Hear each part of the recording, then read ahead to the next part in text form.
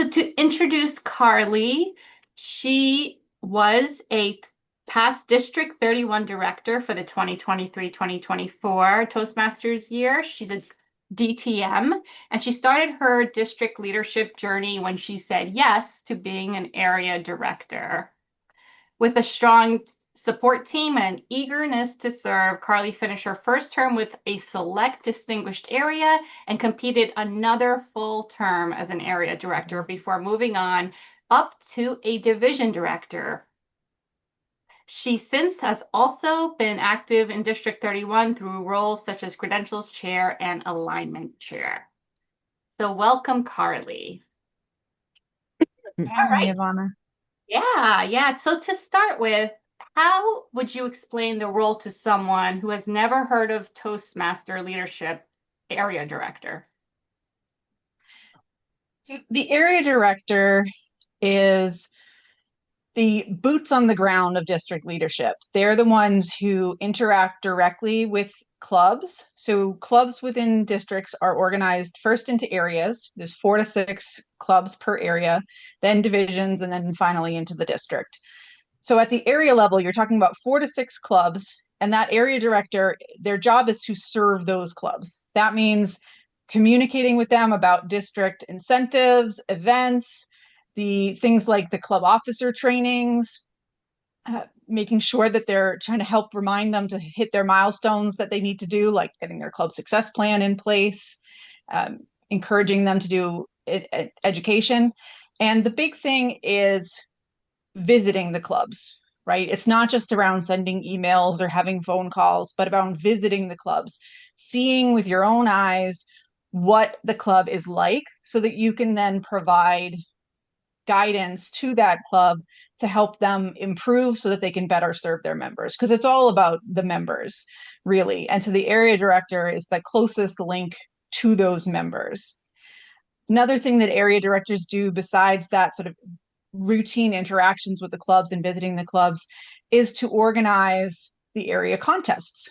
So when we have the area contests for international and whichever other contests get done, that gets organized by the area directors. Typically, a few area directors will collaborate together with the other ones to hold the contest, but planning it, figuring out where it's going to be, getting the prizes for that with the help of district leadership, communicating with the clubs to figure out who's going to be competing, recruiting volunteers, all that kind of stuff. So you get to experience some event planning as an area director, in addition to that upper level leadership of being the one who's sort of overseeing and helping to coordinate and support with all the clubs that you have in your area. Yeah, no, thanks for that. That's very descriptive. So tell me, Carly, what made you say yes to the role of area director?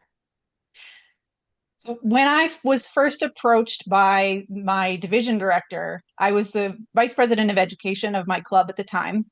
So she emailed me and the club president and said, this was in November. She said, unfortunately, your area director has quit. Do you know anybody who might be interested in taking on the role for the rest of the year? So I barely knew what an area director was at the time. I had just become the VPE not that long before, hadn't really learned all that much about even club leadership, let alone district leadership.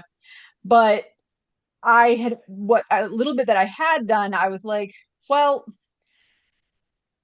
if I'm going to be doing leadership in the club, I might as well go for something higher. So let me just read about it. I'm a big data geek, so I just read. I was like, club leadership or district leadership handbook. What the heck is an area director? And then I looked at all that and I read through, what does an area director do? What would I be responsible for doing? And then I looked at what had already been done, looking at the dashboard for the area, and I found out that, guess what? The that original area director, she had visited there was only 3 clubs in my area. She had visited the other 2 clubs already. The only club she hadn't visited was mine. And so I was like, well, even though the deadline for completing the area visit report is just a few weeks away, it's my own club. I'm going to be attending that meeting anyway. I think I can do a visit report on that. That's okay. But I talked with the division director, kind of learned a little bit more, asked some questions, and then based on that, I was like, you know what? I think I can do this. I only have to do one visit now. We had already gotten past, or there was no fall contest to do. So I was like, I can do this. And my division director was a very supportive person, and she had come and visited, spoken to her, and she seemed really nice. And so I was like, if she's going to be behind me, and I have all this information, all these guides and tools to help me, I think I can do this. So I said yes. I love it. I love the way you just jumped right in. So let me ask you this, before you took the role, what did you think was involved and what was the reality? So as I said, I did a lot of reading before I said yes. So I knew everything that was, that I needed to do. I knew I had to visit the clubs and do the reports. I knew that I had to help with organizing the contests. What I didn't realize was the relationships that I would form through the role. You know, I've always been a very shy person, and so even like when I said yes to being vice president of education in my club, I was trying to push myself out of my comfort zone, having to interact with people and have established those relationships. And I didn't realize when I said yes how much more the area director role would continue to push me out of my comfort zone and into creating those relationships. I ended up with the other two clubs that I had in my area. One of those clubs I ended up becoming the club coach for, and I'll talk more about that later. And then the other one of the officers in that club, I ended up helping to sponsor a club at his new place that he worked when he got a new job. And so I helped there, and I have a relationship with him, to this day, still be able to keep in touch. And he's always emailing me whenever there's an event and he sees me. We have a little chats on the side. So those relationships, I think, were what surprised me. The other thing that surprised me was how much I would get out of it personally and bring back to my club. So I had never visited another club before. So being able to just see what other meetings were like, and then, picking up some ideas for my own club and bringing those back. That was another thing that I hadn't expected when I first said yes. Yeah, that's great. You really show that growth is outside your comfort zone and all the benefits. That's awesome. So Brittany's going to ask you some questions about the leadership and personal growth involved in being an area director. Thank you. So, hi, Carly. I have a few questions for you. My first one being, how was being an area director changed, or how has being an area director changed you personally? It kind of builds on what I was just saying there. It's that establishing those relationships. I think that being an area director, it thrust me into this role where I was looked at as a leader, and I had no experience at the time. So like I was like, oh, you're the expert, you're the area director. And I was like, I'm not the expert. I don't know anything. But it's being thrust into that role where I didn't really know everything, but I was being looked to as an expert, really made me think about how I can show up and sort of exude that leadership persona without necessarily being an expert in that area. And it's not always about being the expert. Sometimes it's just being willing to say, I don't know, but I'll find out and I'll let you know later. That you don't have to necessarily have all the answers at the tip of your tongue. You can just be willing to listen and hear people, and then be willing to go and help find out what the answer is. So I think that being an area director really helped me to be more comfortable in situations where, unknown people that I had never met before, where I'm being looked to as being an expert without necessarily feeling like I actually am the expert, and being able to handle that situation with grace. And I think that's helped me in my work life as well. So, for example, in my work life, I've been an expert on one particular system that I support for over a decade. 2 years ago, I was suddenly put as the business system owner for a totally different system that I had never worked with before. And so I'm the business system owner for something that I don't know anything about. And so you called on some of that lessons that I learned as an area director to listen to the people who did know what they were doing and to find ways to help make those connections and to say, I'll find out, even if I didn't know what the answer really was. Yeah, I think that's incredibly powerful just to know, like, I don't have to be the expert, but I am willing to find those answers. And that's very important, I think, probably in a leadership position, especially. But speaking of leadership, what leadership skills did you gain that surprised you through this whole process? Yeah, I think that the I'm trying to think. So being able to feel more comfortable with unknown audiences was really a big one for me personally, just because of my natural shyness. So that was huge.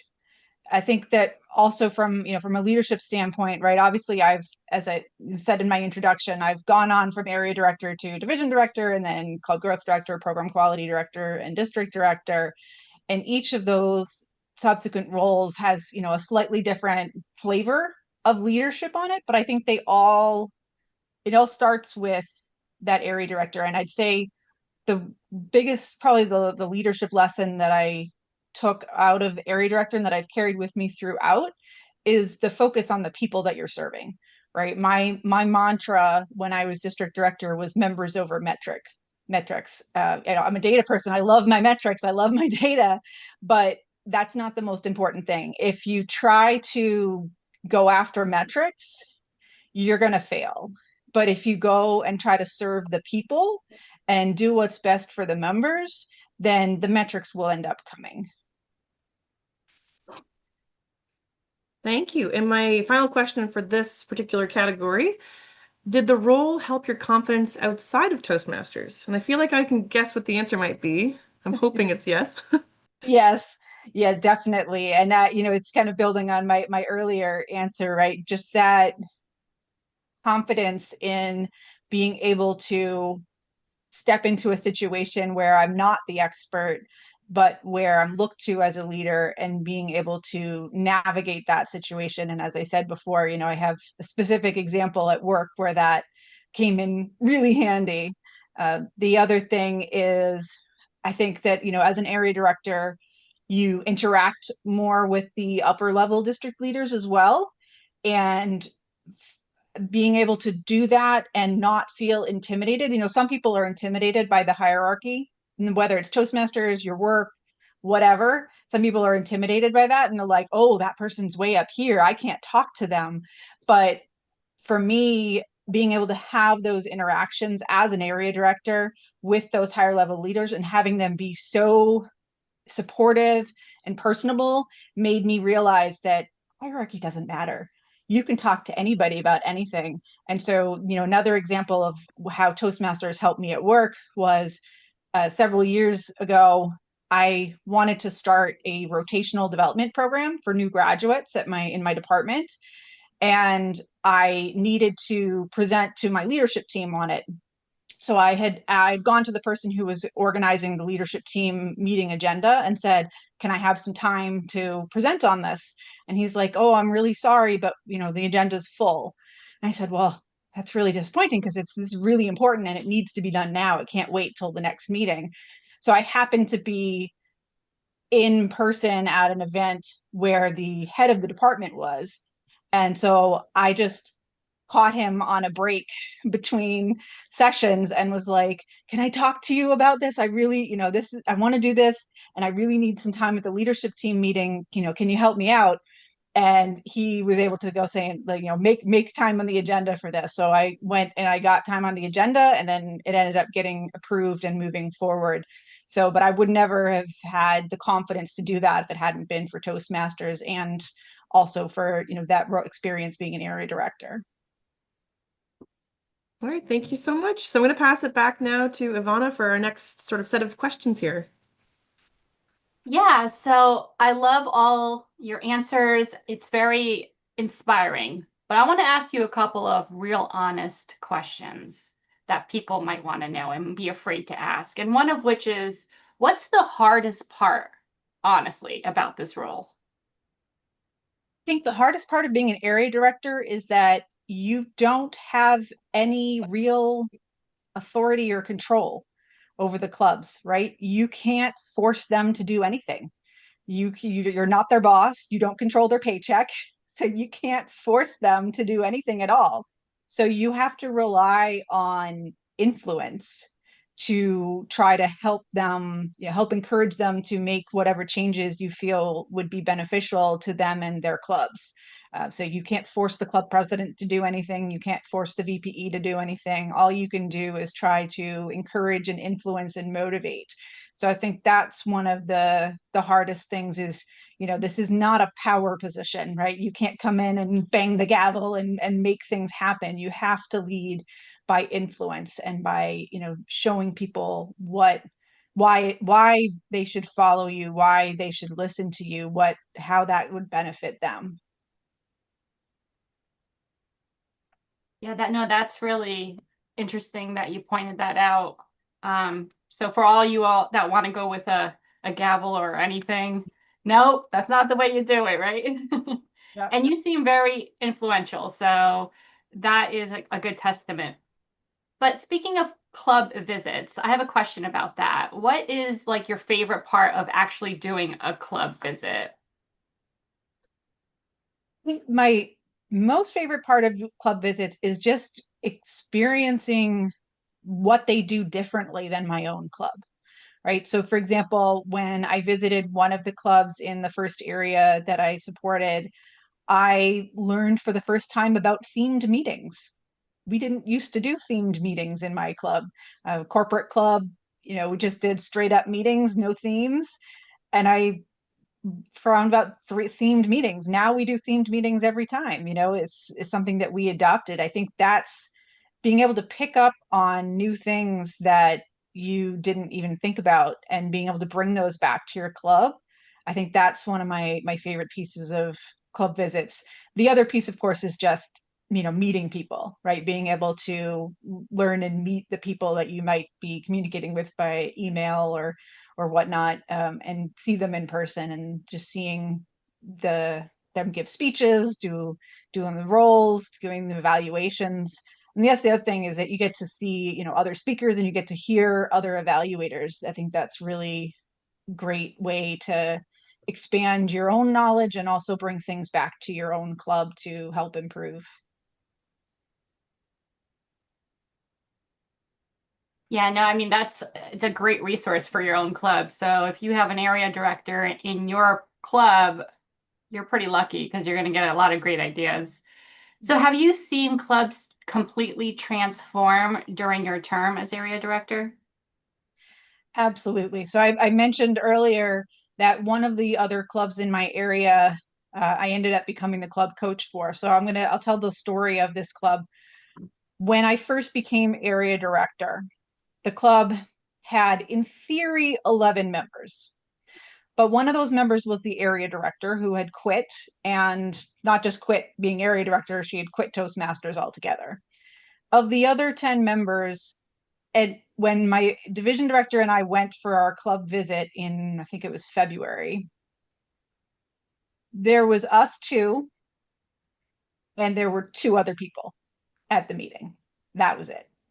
They only had two club members attending their meeting.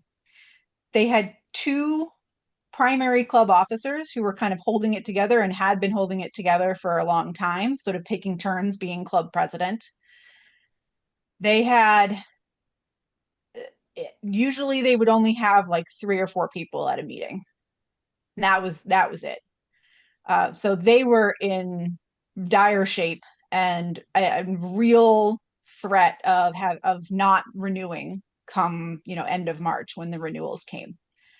So I was thinking, in the back of my mind when I first met them and sort of went to that meeting, I was like, oh gosh, I'm going to lose one of my 3 clubs. They're going to be gone and I'm going to be left with a 2-club area and this is going to be horrible. And I'm going to be a big failure. But I said, you know what? I'm not going to let that happen. I said, and these club officers, these 2 club officers, they're not going to let that happen. They really wanted to do this. They had actually brought the club back from suspension before. They were really, really dedicated to this club. So I said, okay, what can I do to help them? So the first thing I did was I said, well, I can help them as an area director, but if I'm their club coach, then I really, can put a lot of focus on them. So I did that. Now they were lucky. In February, I think it might have been the meeting either right before or after we did our visit, they got a guest who they were able to convince to join, who ended up being really critical to the club. So what I did as club coach was first of all, I interviewed all of their current members. I also asked them to give me a list of any recent former members and any recent guests that they had so that I could interview them as well. And I asked them, what are your goals for Toastmasters? What do you like about the club? What could the club do better? Found all this information. By doing that, I found out a few things. One is there were some other people who were theoretically club officers, but they didn't know that. They didn't know that they were listed as the club officers. And that member who joined in February, she told me that she joined because she wanted to learn how to be a better coach at her job, be able to coach people. And I said, well, you want to coach people, you should be the vice president of education. And she said, yes. So she became the vice president of education. And then we were able to get a bunch of guests to come to a meeting in March. We did a session there. The building where the club met was like an office park that had a lot of different businesses in it. So they had a cafeteria. So we had a table at the cafeteria and we got 8 guests to sign up. And then we said, oh crap, that next meeting only is going to have 3 members at it. And we've got all these guests who might be coming and we only have 3 members. What do we do? So we called on I called on my network, my own club, which was just down the street, and said, I can't go to this meeting because I'm going to be in California on a business trip, but can anybody go to this meeting and just take a role and, just do a normal Toastmasters role and be in this meeting? So I got 2 or 3 people to do that. So that brought it up to a decent number of people attending the meeting. Not all 8 guests came, but a good number of them did come. And because they had a good, strong meeting experience, they joined. In those first few months, we had an almost 100% conversion rate of guests to members. And the members that joined in April and May, the biggest next challenge was getting them to be club officers. So I mentioned we had 2 club officers and then we had club officers in name only. So after talking to all these members, the new members, the existing members, was able to identify 7 totally brand new people, not the 2 that had been holding the club together, to take on the 7 officer roles. The VPE that I mentioned who joined in February, the club president was somebody who joined in April. And when she did her icebreaker speech, she said the reason that she joined was because of leadership. So I said, aha, there's my president.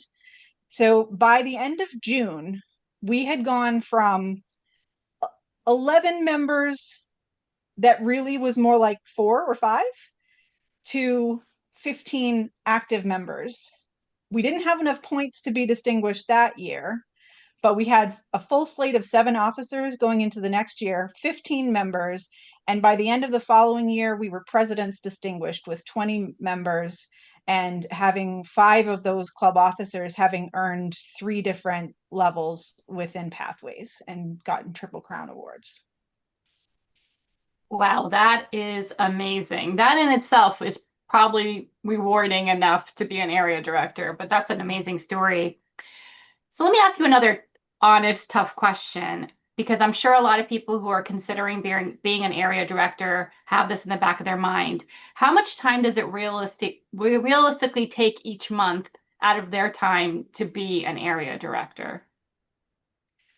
So the amount of time it takes, it depends a little bit on a few things. First is the size of your area. Obviously, the more clubs are in your area, the more time it will take just to do the visits, right? To do that. And the other thing is really it's what you're willing to put into it. So you can do the bare minimum as an area director. Bare minimum is 2 visits per club per year. And technically, to be qualified as an area, you don't have to visit all your clubs. You only have to visit 75% of them. So, if you were kind of trying to skate by with the minimum required, then you've got like 6 club visits per year and a few emails and then organizing the contest. That's the bare minimum. And you think about how much is that per month? I mean, you could really get by on very little time if you wanted to just skate by. But as you might be able to tell from my tone, that's not what I recommend. I would not recommend anybody do that. The recommendation is that you should spend, several hours per month between the club visits, which you should do more than 2. You really should do at least 4 visits per year for each of your clubs, for all 100% of your clubs, ideally. So however many clubs you have. And then, in between the club visits, you want to be having some emails and checking in, maybe going to an officers meeting every once in a while to help support them. It really depends on what your clubs are. Some clubs need a little more hand-holding than others. If they're newer or if they're struggling, then they might need more help than the others. So it's hard to put a specific number on it, but I'd say that if you really want to do a good job as an area director, which I would hope anybody who's taking on the area director wants to do a good job at it, then you should plan on a decent chunk of time that you should be spending on this, because it's not just around the clubs, right? And that's obviously a big part of it, is the support that you give to the clubs, but it's also your own growth and development. It's learning from those clubs, learning how to be a leader, how to exert that influence on people without having authority. And so it's time that you're dedicating to your own personal development in addition to the development of others. And you can get a lot of satisfaction out of helping others as well. I think that's probably one of the things that I get the most satisfaction out of, is when I see somebody that I've helped move on and help other people. That's just great to see and really makes me really happy. Yeah, no, that's great. And I love the way you made it sound like it's really self-care also, because you're really doing it for yourself as well. So you want to invest in yourself and your members. I love that. So I'm going to now pass it on to Brittany for some more club visit questions. Thank you. Yeah, I have a couple of club questions here. My first one being, what do successful clubs usually have in common? I think that what successful clubs have in common is they've got leaders who care. So club officers who care about their clubs and care about the members within their clubs, right? So that looks like club presidents who are at most if not all meetings, opening the meeting, closing the meeting. They're organizing executive committee meetings at least monthly and having those, and really, spending time thinking about how to make the club better. And depending on where you are in the year, that looks like different things. At the beginning of the year, it's creating your club success plan. Later in the year, it's thinking about the different events that you're doing, making sure that you're following your club success plan, and that and that also translates into the vice president of education, that they are taking the time to create those agendas, or to however the club has decided to do it, right? Making sure that agendas are created properly for every meeting in advance, with roles filled, that there's material to support the members in filling those roles, that they have some kind of mentoring program for their members so that new members especially get supported. It's all of those things. It's club officers caring enough to do what they're supposed to do in their role, and to really work towards making the club successful, because if the club is successful, then the members are successful, and they're growing and they're having fun and they're learning and they're getting better. Thanks. Yeah, I agree. I think the club officers are so important in the success of the club and that everyone feels kind of comfortable coming as a member. And I see that kind of time and time again with how important those roles are and kind of take it seriously. And maybe you sort of answered this in your answer, talking about successful clubs, but sort of on the opposite side, what do struggling clubs often need most? Yeah, I think struggling clubs, I mean, usually struggling clubs, and there's different types of struggling clubs. So I think, I mean, the most obvious one is low membership clubs, right? Low membership clubs, the one of the things that they often need is just people, right? I mentioned it in my story about being a club coach, inviting my own club members to come and help out with their meetings. I think that is a vastly underused resource for low member clubs. And it doesn't have to be a club coach doing it. You know, they can reach out to their clubs can reach out to their area directors, or area directors can reach out to the other clubs in the area and say, hey, this club is, you know, it's small and they need help. Can, you know, can you go visit them? Can you just, you know, take on a role for them? Can you give a speech for them? So I think that that is one thing for the low member struggling clubs in particular. Is that the other thing I think is mentoring of the club officers is what struggling clubs need, because usually struggling clubs have a challenge with their club officers. They might not have enough officers. The people who are doing it may be sort of doing it because they feel like they have to, not because they really wanted to. They don't know what they're doing. They need support. So I think mentoring the club officers, and that's what like a club coach helps do, is to, you know, to coach and mentor the club officers. The coach isn't supposed to do the actions. You know, the club officers are the ones who are supposed to do the actions, but it's about coaching and mentoring those club officers. So I think those would be the two things I would say struggling clubs need most: is seats in the chair, you know, butts in the seat, people at the meetings, and then mentoring for the club officers. Yeah, I think that's great that if you are in a struggling club, there are resources and there are support systems to help you out. So that's Yep. good to know. I'll do a So little what plug here for SpeakerLink. Any clubs that are in that situation, you can reach out to SpeakerLink and get speakers to come to one of your upcoming meetings. that's great to know. Thanks. So a question about being an area director here. So what misconceptions do people have about being an area director? Yeah, I think, I mean, one of them I kind of touched on earlier, right? It's that the area directors are kind of the boss, and that you have, you know, that they have power. No, they don't have that. So that's one misconception. I think the another misconception might be that the area directors are the, you know, bottom of the totem pole in district leadership.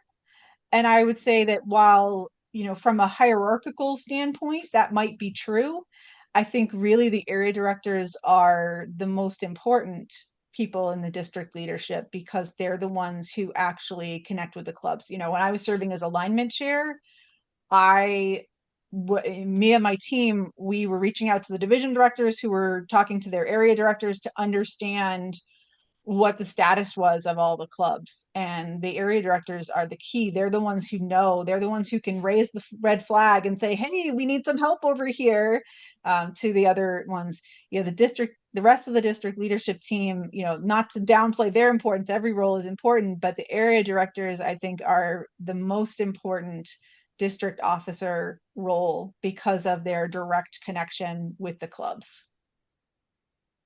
That's great. Thanks. So I have a couple of questions here, sort of on a positive note, looking at motivation and inspiration. So what's been your proudest moment so far? I think that my proudest moment, and this was, you know, it was, well, there's kind of two and they're related. So I mentioned when the club that I was coaching that I had a member who joined in April, gave an icebreaker about that she joined because of leadership, got her to be the club president the next year. Well, that same member, when the end of the year came and, you know, presidents distinguished and everything, I was like, well, so want to be an area director next? And I managed to convince her to say yes again. So she moved up to area director and did a great, fantastic job as area director. Similarly, the one who was vice president of education became area director later.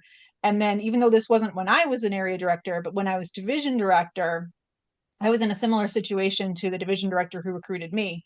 I had an area director that I had recruited who ended up dropping out for personal reasons. And so I was looking mid-year to try to fill that role. Well, this was during the pandemic. So I, as an area director, I had volunteered to help with distributing trophies that we had to give out from the previous year. We're a little bit delayed because of the pandemic of handing these out. And because of the pandemic, I ended up organizing for all the people I had to hand them out to. I said, well, I'm going to go to the Home Depot parking lot and I'll be here from this time to this time. So come and get your trophy. Well, one of the people who came and got the trophy from me was Christian Austin, which you may know, he's our district director elect for next year. So he at the time was just a club officer, and he had earned the Triple Crown award the prior year. So I gave him his trophy. We took a little photo, and then I was just talking to him about, his experience being a club officer. And I mentioned that, that I was looking for an area director, and it was in, his area that his club was in. And I said, might you be interested? And I was able to eventually convince him to take on the area director role. And then just like me, he went from area director to division director to, well, he did one extra step, the public relations manager, club growth director, program quality director, and now he's the district director elect. So I think that my proudest moments have been the people that I have helped to take their own journey into leadership, whether that was the members that I helped from that club that I coached who went on to become area directors, or Christian, who I got recruited him as an area director, and now he's going to be our district director next year. Yeah, that's wonderful. And I saw Christian, he's on the call here and he sent out a little heart there, so that's wonderful. And actually, I feel like you've answered this question. I'll ask it anyway, just in case there's anything else to elaborate on. Have you ever helped a member who later became a leader themselves? But I feel like you've Yeah, I've answered that. answered that one. I think Yeah, I don't have anything else to add to that's that. wonderful. It sounds like it happens maybe more often than you think, actually. Like you never know this person that you're mentoring, how far they might actually go in Toastmasters and the impact you might Exactly. have on them. So, yeah, Yeah. that's wonderful. Yeah, So I I'm would gonna, never have imagined in that Home Depot parking lot that yeah, Christian was going to be the future district director. yeah, yeah. No, that's wonderful. All right, I think that's my final question for now. I'll come back in a little bit, but I'm going to pass it over to Ivana for the next set of questions. Yeah, thanks, Brittany. So, Carly, some more real talk. What about for the Toastmaster who feels they're just not qualified enough? What advice would you give them? And is perfection required to succeed in the role? Yeah, so the answer is, if you want to do the role, if you're willing to learn and you are willing to put in the work, then you are qualified. There is no specific experience, knowledge that you need to be an area director. You just have to be willing to learn through the district officer training that we provided for you, by doing what I did, reading through the district leadership handbook and reading information on the area directors. We also have an area director toolkit within District 31 that has tons of great resources to help people learn how to be an area director. So as long as you're willing to put in the time and the effort, support people learn and grow, then you are qualified. Like I said, I knew nothing about the area director role when I started, when I first took it on. I knew nothing. And, you don't have to know anything. You just have to be willing to serve and willing to do it and willing to learn. And perfection is not required. It's, you do the best you can, and things happen sometimes. You can't always control it. You have no control over the club officer, so you can't be guaranteed. I mentioned that I was select distinguished that first year as an area director. I was not distinguished the second year, that when I did a full year as an area director. Just didn't work out. I wasn't able to help those clubs get enough points to be distinguished. but it still was a successful year. It wasn't perfect, but it was successful. I was still able to help support those clubs and left them in a better shape than they were. They just didn't get all the way to distinguished. Yeah, no, that's great advice and great experience that you had to really support your advice. Thank you for that. So, what qualities would you say make a great area director? I think that, they said the most important things are a willingness to learn and a willingness to serve, right? You need to be able to say that I don't know, but I'll find out, not acting like an expert if you're not an expert. I mean, if you do know, great. Share what you know. But if you don't know, don't pretend that you know. We don't want people who fake it. You don't fake it till you make it, not by lying and saying things. You can fake it till you make it in terms of your confidence. That's great. You can fake it that way. But just being willing to learn, being honest, being transparent with people, saying when you don't know, but being willing to help. And really it's just that eagerness to learn, that eagerness to serve.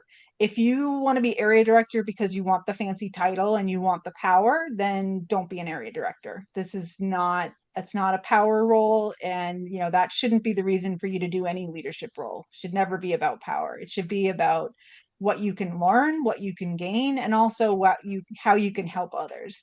That's what you should do. So I think that is the most important thing for an area director, is being willing to learn and willing to serve. And it's not about me, it's about the people that I'm serving. Yeah, it's a very selfless role to take on for sure, even though you get a lot out of it. So I Yeah, love that. you still get a lot out of it. Yeah, yeah, totally. So what would you tell a new area director that they would expect to do in their first 30 days, which I'm sure is probably the scariest part of being an area director? Yeah, I think the first 30 days is reaching out and connecting with the clubs, right? So it's the transition of the year. So figuring out, making sure that you know who the incoming club officers are of those clubs, so that you can communicate with them, introducing yourself, uh, setting up, scheduling your first visit, which may not be the one that you do your visit report on, but just sort of an introductory visit to get to know the club and learn who they are. I think that's really the 30 days. It's really around establishing those relationships. So, you can start with an email introduction and then, move on to a more personal connection by visiting the club or scheduling an area council meeting, something like that. And then if the other thing that'll happen in the first 30 days, hopefully, depending on, I guess, when you say yes to being an area director, is you get training from the district for area director training. So that would be the other piece, and connecting with your division director as well. So lots of training, lots of communication, and of course, timing wise, right? The club officers are getting training as well. So training, communication, and establishing relationships with on both sides, with the district and your division director, and then with your clubs. Those relationships. Yeah, and I'm glad you brought up training because that is a good point because a lot of people feel relieved when they know they're going to get trained and they're just not going to get thrown in. But along with the training, what other support systems exist for area directors along the way? Yeah, I think that I would say there's three main supports for area directors. One is your division director, right? Division directors are people who've been area directors before, and then they step into the division director role and they help support, the 4 or 5 area directors within their division. So they are a great source of support for area directors. They have held meetings, you have communication channels, whatever they've established to really help those area directors to learn what they need to do and to help support them as they do it. So that's one. Two is the training that I mentioned, to the area director training that is organized by the program quality director. And then three is the area director toolkit. That was a project that Phyllis Kerouac, who is also a member of District 45, and Christian Austin put together a few years ago, with very specific resources and tools and templates to help area directors out, things like email templates of how to do those different communications that you have, information about how to organize those speech contests, how to do the different things. So lots of resources there in the area director toolkit. Well, thank you. That's very interesting to know that all that is out there and there's something available for all different types of supports that an area director would need. So I'm going to turn now back to Brittany, and she has a few more questions for you. Yes, I do. Yeah, thanks. So I have a big picture question for you. How does the area director role strengthen the entire district? Mentioned before that I think that the area director role is kind of the most important role of all the district officer roles. And I think that's because it all comes down to the members and the clubs, right? So the members are the most important thing. The clubs are how the members get supported most directly. And then the area directors are the ones who most directly support those clubs in helping to connect them with the resources that the district has. So if you have ineffective or missing area directors, then you have clubs that are not being adequately supported. And, if the clubs are a good, strong, successful club, might not matter. But in a lot of cases, if you have any club that is struggling a little bit, having them just flounder on their own without any kind of support from the district because of a missing or ineffective area director can be a, death toll for that club. They might not survive very long if they don't have that support. So I think that the area directors are really critical to making sure that we retain the clubs that we have, in particular, and also they can help support growing new clubs as well.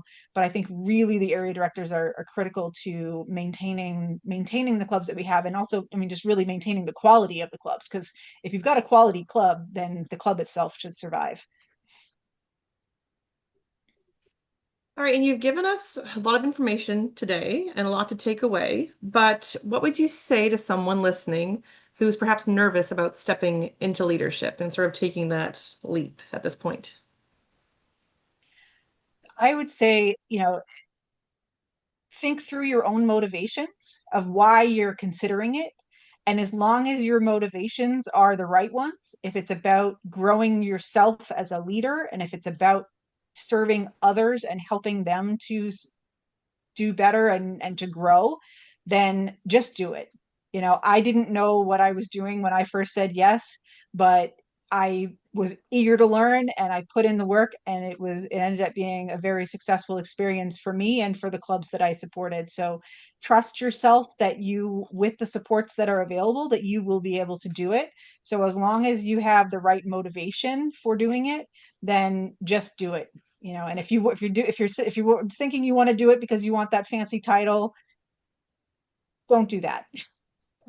We'd rather not have an area director who just wants to do it for the title. We want people who want to be area directors because they want to grow themselves and because they want to grow the other members within the district. Thanks. And I feel like probably one of the biggest things that maybe holds people back is just life, work, everything. People are very busy. So if someone is sort of this, too busy, why might this role still be worth it? Like, how would you sort of sell it to them? I would think of it in terms of looking at what are your overall goals in life, and how would the leadership skills that you would gain from being an area director help you to reach those goals, right? So if you can clarify why you want to be an area director, what benefits you think you personally would get from it. Maybe you are an individual contributor at work and you want to become a people leader. Well, area director is a great way to work on some of those skills that you need to be a people leader, because you're overseeing other, the club officers, and having to try to motivate and inspire them, and setting targets and metrics and various other things. So there's things that you can do there. So if you're busy, think about what is making you busy, And would improved leadership skills actually help you to be less busy because you get more efficient at what you're doing? Or does it help you to go towards your goals? And you really have to think about what is your priority in life, right? There's a lot of things that we can do that can make us feel busy, but you have to prioritize and figure out what's most important to you. So if improving your leadership skills is a priority to you, then, even if you're busy, carving out that time to be an area director could still be the right thing for you. Thanks. Yeah, I think that was a great answer and very interesting sort of perspective on we have busy lives, but how can this actually enhance and make more efficient your busy life? So that's wonderful. So I'm going to pass it back. I think we have a few final questions, maybe open it up for some audience questions as well. Yeah, so you've touched on this pretty much the whole hour, but why should someone consider becoming an area director instead of just staying a club member? Just a club member is a great thing to be, but being an area director really helps you bring your leadership to a new level and also gives you a different perspective to actually help improve yourself and your club through swiping ideas from other clubs. So you get a different perspective as an area director visiting than just a normal member visiting. I mean, any member can visit clubs, but it's a little bit of a different perspective when you do have that title, that leadership role, when you're going and visiting the clubs. And then, of course, all the leadership experience that you gain as being an area director, I think is really the reason to go and step out of just that club role. Not to mention the fact that you get to meet wonderful people like the folks on the call today, who, many of whom I have met through my roles in district leadership. If you're just a club member, you've got much more limited opportunities to sort of meet this wider Toastmasters community, and it's a great community to be a part of. Yeah, no, that's great. Thank you for sharing that. At this time, I'll open it up for any questions. I don't know if there was any in the chat, Tom, but if there's any questions for Carly before I ask her some closing questions, this is the time to ask. Only none in the chat. Well, I take that back. I just see one. Uh, Civil Roy says, handbook talks about area council meetings, I presume, with presidents and VPs of education. How important are they? Yeah, so area council meetings is the areas that the Toastmasters International has put into their sort of strategic plan to try to improve the number of areas that have area council meetings. I'll be honest, I did not hold area council meetings myself. I tried. I didn't get a lot of traction with the clubs. I think it's difficult sometimes, especially if you have club officers that are focused on their club and don't really have that get to can be challenged. I think it's a challenge worth taking. If point, I don't know which year it'll be, but at some point I will be an area director again, and that is something I will definitely want to when I do that role again, is to establish area council meetings, because I think it is important to have the different, the club officers, and the area councils are officially supposed to be the presidents, the vice presidents of education, and the vice presidents of membership. So basically, like the trio of the club is supposed to be in the area council. But to have those top three officers of the different clubs within the area come together so that they can share with each other about what's working, what's not working, setting some goals together of how they're going to make their area successful, talking about things like your speech contests and things like that. I think that if you can manage to convince the officers of the clubs in your area to attend these area council meetings, I think there's a lot of value that you can get out of it. But I do recognize that it is a challenge, and it is a challenge that I failed myself when I did it the first few times.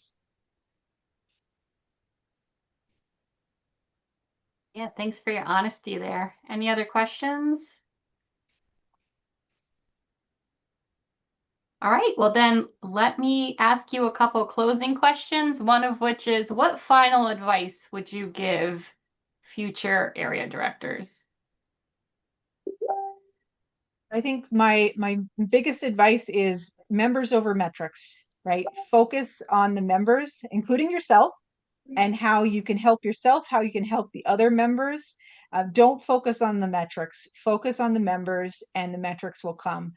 So take on the role, say yes, and then focus on the members. And if you do that, you will be successful no matter what the metrics end up saying in the end. I love it. The area director mantra, focus on the members, right? And if you could go back, would you do it again? Absolutely, I would do it again. I said I'm planning to do it again in the future, but I absolutely, if I knew back then what I know now, I would have said yes even faster. Well, that I'm glad you said that. It would be awkward if you said no. All right. So is there anything else you want to share with us before we close our meeting? And if there's anyone else also who maybe was an area director, any input at all, you're welcome to speak up. Perhaps I we just could have our incoming district director say a few words. Kristen, would you like to do that? Yes, I would, Tom. Thank you. I just hit the send button in the chat for more information. Would love to talk to anyone that is interested in being an area director. I want to thank all of you. So Carly, Brittany, Ivana, and Tom for putting on this session. Information packed. It was 1 hour of everything you need to know about being an area director. But as Carly said, don't worry. If you are still not sure about everything you need to do, there is district leadership training that the district is going to run. So you are not alone. You have support within the district. And I hope Carly inspired all of you as she did me in that Home Depot parking lot, because the area director role is very, very rewarding. It is, as she said, it is the most important leadership role outside of the club, because it is the direct liaison between the district leadership and the club. This is the way we know what is going on with the clubs, how we can support the clubs. It is the area directors, who give us that information. Without you, we would not have that connection with the club. So please do reach out to fab4district31.org if you would like to talk more about being an area director. And again, thank you all so much for putting on this webinar. It was a fantastic webinar. I really appreciate you getting the information out to all of our members. District 31, District 45, together as one. Woohoo! Yep, I agree. And speaking of the area director training, I always thought they were fun. So I definitely think that there's some fun involved in being an area director as well. So thank you everyone for joining. This was a great group. I hope everyone found it informative, and I hope everyone has a good night.